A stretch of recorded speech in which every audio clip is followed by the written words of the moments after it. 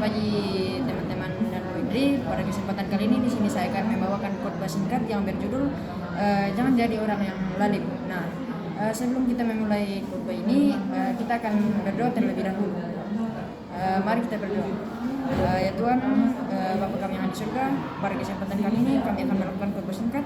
Bergantilah dari awal hingga berakhirnya. Dalam nama-Mu kami sudah berdoa. Haleluya, amin. Oke, pembacaan kita pada hari ini yaitu terambil dari pasal 20. Nah, pada pasal 20 ini saya sudah mencantumkan ayat yang bisa kita ambil maknanya. Nah, ayat yang pertama itu pada ayat 13 berbunyi demikian. Janganlah menyukai tidur supaya engkau tidak jatuh miskin. Bukalah matamu dan engkau akan makan sampai kenyang. Nah, pada pasal ini bercerita tentang nasihat untuk orang malas dan untuk orang yang jauh dari Tuhan. Nah, di dalam ayat tadi itu Tuhan mengatakan bahwa bangunlah dari tidurmu dan bukalah matamu agar engkau tidak jatuh miskin. Maksud dari perkataan Tuhan yaitu kita sebagai manusia ciptaannya diciptakan untuk tidak bermalas-malasan dan lebih baik kita tidak boleh diam dan rebahan terus di rumah. Lebih baik kita pergi mencari kesibukan-kesibukan lainnya yang fungsinya di saat masa depan nanti kita bisa meraih kesuksesan. Karena dengan kita melakukan hal tersebut kita bisa keluar dari zona nyaman dan tidak terjebak di zona nyaman tersebut. Nah, yang pasal ini juga memberitahu kita agar tidak seperti orang-orang yang berada di sekolah yang jika diberikan tugas misalnya pada pelajaran matematika diberikan PR matematika tapi dia lebih memilih untuk kerja saat pagi harinya di sekolah bukan mengerjakan di rumah karena rata-rata anak di sekolah itu begitu dan biasa juga dia malas untuk mengerjakannya dengan otaknya sendiri dan lebih memilih untuk meminta jawaban di temannya.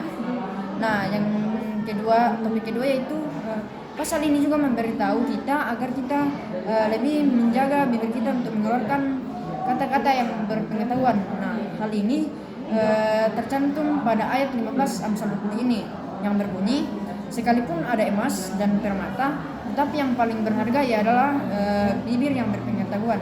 Nah, Tuhan selalu menekankan kepada kita agar senantiasa menjaga bibir kita, terlebih jika kita berbicara dengan orang lain, jika kita tidak terlebih jika kita berbicara dengan orang lain. Nah, seringkali di sekolah maupun di sekitar kita berbicara kepada orang lain, namun kadang kita tidak sadar mengeluarkan kata-kata yang menyinggung atau menyakiti perasaan orang lain. Nah, di situ kita harus sadar bahwa kita tidak boleh sembarang mengeluarkan kata-kata yang tidak pantas di hadapan Tuhan. Dan hal ini dapat disebut sebagai dosa besar. Namun saya ulangi juga, ini sebenarnya tidak ada dosa besar dan kecil. Semuanya itu apapun yang kita lakukan tidak ada yang namanya dosa besar atau kecil. Nah, yang selanjutnya itu pada ayat 26 yang berbunyi, raja yang bijak dapat mengenal orang-orang fasik dan menggilas mereka berulang-ulang. Nah, di sini dijelaskan bahwa kita harus menjadi dalam kehidupan kita harus menjadi orang yang bijak dan harus bisa membedakan mana yang salah dan benar. Nah, kadang-kali jika kita pergi ke sekolah dan jika pulang sekolah biasa banyak teman-teman kita yang mengajak kita untuk pergi bermain. Namun hal ini kita harus perlu ketahui bahwa mereka ini mengajak kita untuk pergi ke jalan yang benar atau salah. Karena biasanya mereka pergi mengajak mereka untuk bolos atau pergi merokok di luar jam pelajaran. Nah, di situ saya sarankan untuk jangan melakukan hal itu karena hal itu dapat merusak tubuh kita dan merusak relasi kita dengan Tuhan. Nah, sebenarnya banyak di hidup kita ini banyak tindakan yang tidak dibenarkan oleh Tuhan dalam pasal ini. Karena itulah ke depan di sini saya akan menyarankan untuk ke depannya 3 tindakan ini untuk lebih membantu. Yang pasti saya sudah tadi, yang pertama tidak bermalas-malasan, yang kedua harus menjaga bibir kita, yang ketiga harus menjadi orang yang bijak agar bisa masuk ke jalan yang benar, bukan malah masuk ke jalan yang salah. Nah, semuanya ini sangat penting bagi kehidupan kita untuk kita lakukan, karena tidak semua orang itu nafsunya itu berjalan, nafsunya tidak seperti orang lain, karena banyak yang tidak bisa menahan nafsunya, yang ingin terus bermain dengan orang-orang yang mengajak kita ke jalan yang salah. Seperti jika kita pertama kali pergi bersama teman-teman kita, misalnya bolos dan untuk merokok, hal itu dapat membuat kita kecanduan. Maka karena itu kita harus sadar diri bahwa hal itu sangat tidak dibenarkan oleh Tuhan dan akan merusak diri kita, dan juga akan hal itu juga dapat merusak kita di sekolah, yaitu nilai kita yang hancur jika kita bermalas-malasan karena selalu bergantung kepada orang lain. Yang kedua, kita masuk ke jalan sesat karena kita tidak bisa mengetahui mana yang benar dan yang salah. Yang ketiga, kita selalu spontan mengatakan hal-hal yang kotor kepada teman kita.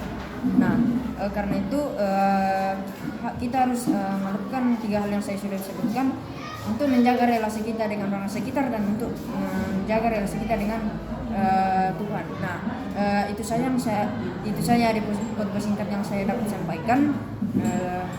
Terima kasih, Tuhan Yesus memberkati. Nah, namun sebelum kita mengakhiri khotbah ini, saya mengajak teman-teman untuk berdoa. Nah, teman-teman, mari kita berdoa.